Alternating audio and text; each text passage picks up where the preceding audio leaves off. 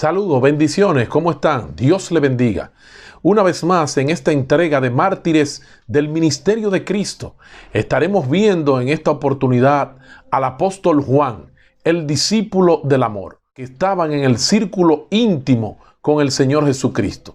Así que en Primera de Juan, capítulo 4, él dice lo siguiente: Amados, amémonos unos a otros, porque el amor es de Dios. Y todo el que ama es nacido de Dios y conoce a Dios. El que no ama no conoce a Dios, porque Dios es amor. En esto se manifestó el amor de Dios en nosotros, en que Dios ha enviado a su Hijo unigénito al mundo para que vivamos por medio de Él. Amén. Muchas cosas importantes pudiéramos decir de este gran hombre de Dios, que escribió más que todos los discípulos y tuvo la oportunidad de escribir gran parte en el Nuevo Testamento. Un evangelio, 3 epístolas y el libro de Apocalipsis. Las escrituras también están llenas de detalles sobre la personalidad y el carácter de este gran hombre de Dios. Mucho de lo que se conoce de Juan lo encontramos allí en el Evangelio según San Juan y en las epístolas también. Así que Juan también era uno de los 4 integrantes, como le mencionábamos, del círculo íntimo del Señor Jesucristo. Y también él cumplió un papel único en la iglesia primitiva. Juan también duró cerca del siglo I. Tanto Juan como su hermano Jacobo tenían temperamentos similares. Boanerges se le llamaba a ellos, los hijos del trueno. Así que recordamos que junto con su hermano Jacobo, él estaba listo para pedir fuego del cielo para que descendiera y destruyera a aquellos samaritanos en aquel momento. Una pequeña biografía de este gran hombre de Dios. Él era el discípulo del amor, como hemos mencionado, hermano menor de Jacobo, discípulo amado, según Juan capítulo 13, versículo 23. Tenía un celo por la verdad. También era hijo de Zebedeo y Salomé. Era el hombre que también manifestaba el amor por el prójimo. Su profesión era pescador de profesión. Evangelizó también en el área del Asia Menor y su lenguaje que predomina era doctrinal y simbólico de gran altura teológica. Se registra también de Juan 8 milagros aparte de la resurrección de Cristo. Para probar su divinidad, 6 de esos milagros que Juan menciona se encuentran en el libro del Evangelio según San Juan. ¿Qué pudiéramos decir sobre el amor? ¿Cuál es la característica que Juan describe de esta parte? Bueno, en las Escrituras encontramos varios tipos de amor. El amor ágape, el amor filial y el amor eros. El amor ágape es aquel que todo lo da a cambio de nada. Juan capítulo 3, versículo 16. Porque de tal manera amó Dios al mundo, que ha dado a su Hijo unigénito para que todo aquel que en él cree no se pierda, mas tenga vida eterna. Ese es el amor que lo da todo a cambio de nada. Ahí está la obra de Dios en la persona de Cristo, manifestada en un mundo hostil que nos encontramos hoy en día. Él envió a su único Hijo y lo dio todo a cambio de nada. Ese es el amor que el Señor mostró allí en la cruz del Calvario. También está el amor filial o el fileos. Es el que nosotros le profesamos, por ejemplo, a nuestra familia, a nuestros hijos, amigos. El hecho de el amarnos los unos hacia los otros. Mateo capítulo 22, versículo 34. Y está también, el amor eros, es el amor romántico. En el tema del amor, Juan fluye mucho en este tema y habla mucho de esa parte.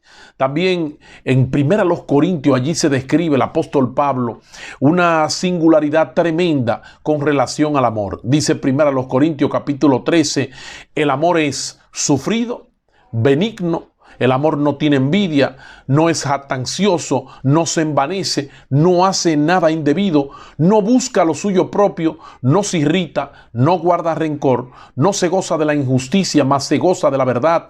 Todo lo sufre, todo lo cree, todo lo espera, todo lo soporta. El amor nunca deja de ser. En el amor que aparece ahí en 1 Corintios, nosotros encontramos algunas características interesantes. Y todos los adjetivos nombrados allí en 1 Corintios con relación a ese pasaje se cumplieron en la persona de Cristo Jesús al dar su vida por usted y por mí en la cruz del Calvario por nuestros pecados. Cristo sufrió. Fue una persona benigna, no tuvo envidia, no se hizo grande, no se hizo jactancioso, no se envaneció, no hizo nada indebido. Él no guardó rencor hacia aquellos que le injuriaban, sino que en la cruz allí él decía: Padre, perdónalos porque no saben lo que hacen. El texto sigue diciendo en 1 Corintios, y pensando nosotros en Cristo, que se cumplieron todos los adjetivos. Él lo sufrió todo por nosotros, todo lo soportó por nosotros y nunca va a dejar de ser. Así es que el amor es la característica que va a describir a este gran hombre de Dios. Juan puso mucho énfasis en el amor cristiano. Él habló de esa realidad. Él presenta el amor cristiano de una manera vehemente. El amor de Cristo por la iglesia, el amor mutuo entre los creyentes, el amor de uno con los otros, como lo había mencionado. El distintivo de una persona que ha nacido de nuevo, que ha creído en Cristo como su Salvador, es el amar al prójimo o el amor los unos por los otros. Es interesante ver el carácter que tenía este gran hombre de Dios. A pesar de ser llamado el apóstol del amor, Juan era de un carácter, como le decíamos, tremendo. Era el hijo del trueno, tenía un carácter también agresivo. Hay personas que se confunden. No, Juan era el apóstol del amor, el que se recostaba ahí en el pecho del Señor. Pero también tenía un carácter fuerte. Era un hombre apasionado, celoso, ambicioso, así como su hermano Jacobo. Pero el Espíritu Santo fue cambiando en ventaja todas esas cosas que quizá eran contrarias y le impedían ser un verdadero hombre de Dios. Juan aprendió el equilibrio entre el amor y la verdad. No tengo yo, decía Juan, mayor gozo que este al oír que mis hijos andan en la verdad. Así que la ambición sin humildad, sin egoísmo, es lo que se espera hoy en día también de la persona. También habla de la grandeza de este gran hombre de Dios. En Marcos 10:31 dice que muchos primeros serán postreros. Eso dice allí Marcos en esa realidad. Esta fue la misma afirmación que Marcos hizo. Muchos primeros serán postreros. Y Juan fue el último de los discípulos en padecer, en morir físicamente y pasar a la presencia del Señor. Dice el texto también que si alguno quiere ser el primero, será el postrero de todos. Así que en algunas ocasiones muchos de los discípulos, algunos de ellos querían estar ahí al frente. No todos fueron del círculo íntimo, aunque sí todos fueron discípulos. Juan había visto también en el monte de la transfiguración la gloria tremenda de Cristo. Mateo capítulo 19, versículos 28 y 29, reflejan allí en aquel momento el monte de la transfiguración donde ellos pudieron ver la persona de Cristo allí glorificada. Una aparición de la gloria de Cristo es un deseo digno de cada creyente. Un día le veremos, como dice la Escritura, tal y como Él es. Si nosotros pusiéramos o quisiéramos analizar algunos detalles importantes con relación a los escritos de Juan, nosotros podemos encontrar que Juan utiliza un lenguaje muchas veces absolutos. No hay áreas grises, o tú eres o no eres, o todo o nada. O eres hijo de Dios o no eres hijo de Dios. Algo que nos llama a la reflexión. O estás en la luz o estás en tinieblas. ¿Dónde tú estás? Es importante ver esos puntos tan claros que Juan describe también en sus cartas. Por ejemplo, Juan pone la luz en contra de la oscuridad, la vida en contra de la muerte, el reino de Dios en contra del reino del mal. Así que no hay tapas grises, o es blanco o negro. Y lo trae con relación a la vida del creyente, o de la persona que viene a los pies de Cristo. O estamos en luz o andamos en tinieblas. O somos creyentes o somos hijos del enemigo. En sus epístolas él habla de esa realidad. En su segunda epístola él plantea una separación completa de todo lo que es falso. Juan escribe también, como le decía, en blanco y negro. Él sabe bien que los creyentes, ¿verdad?, pueden pecar, pero que el creyente no debe practicar el pecado. Su preocupación principal es el patrón de una vida personal, de cómo nosotros nos conducimos delante del Señor. Si decimos que no tenemos pecado, nos engañamos a nosotros mismos y mentimos, ¿verdad?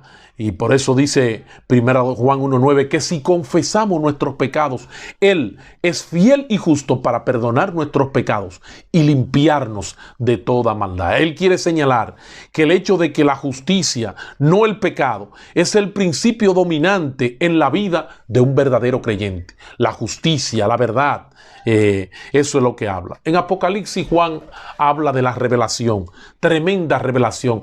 Imagínense qué privilegio el ver los eventos futuros que iban a suceder. Las escrituras también nos señalan cómo este hombre fue martirizado, dónde este hombre estuvo en el momento que tuvo la revelación de las escrituras del libro de Apocalipsis.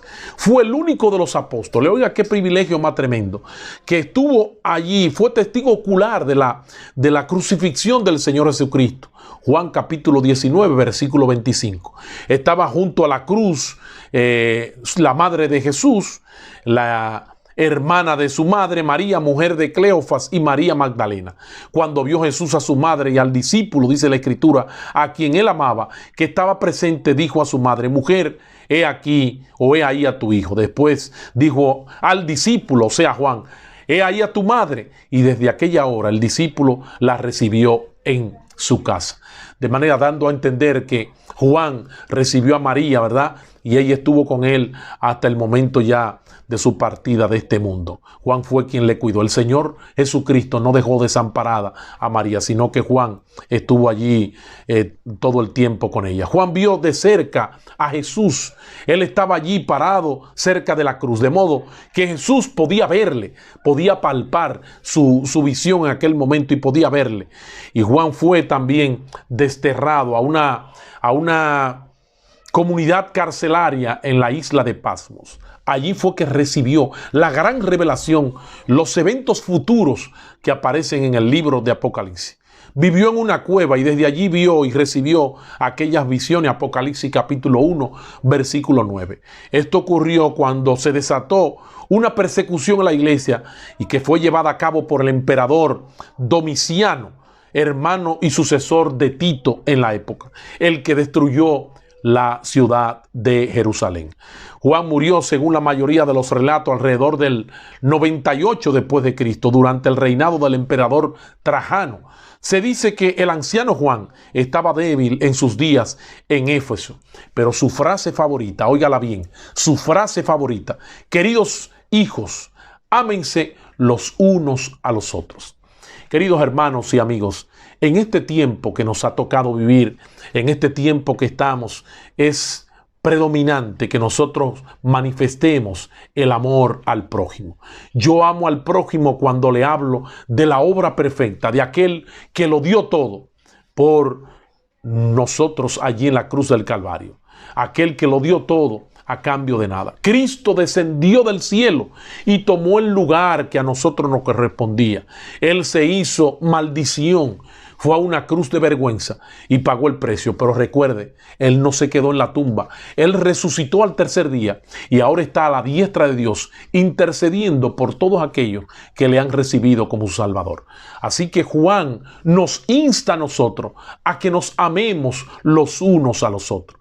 Por eso estamos aquí en este medio una vez más, para decirte que hay una esperanza en medio de esta gran tribulación que el mundo está viviendo, y una esperanza gloriosa, y que hay un Salvador, que Él no está ajeno a lo que está sucediendo, y Él nos llama ahora a manifestar amor a los unos por los otros. No en vano dicen las autoridades de muchas naciones: bueno, quédate en tu casa. Cuando yo hago eso también estoy teniendo amor por los demás. Si evito el contagio, si ya he sido contagiado y llevarlo a los otros, bueno, yo muestro amor.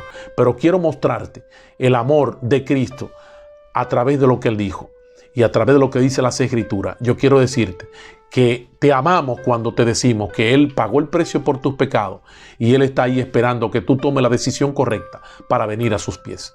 Que Dios le bendiga en este tiempo y nos permita a nosotros a tener ese sentir de querer amarnos los unos con los otros, la misma obra que Cristo hizo. Dios le bendiga y que pasen buen tiempo.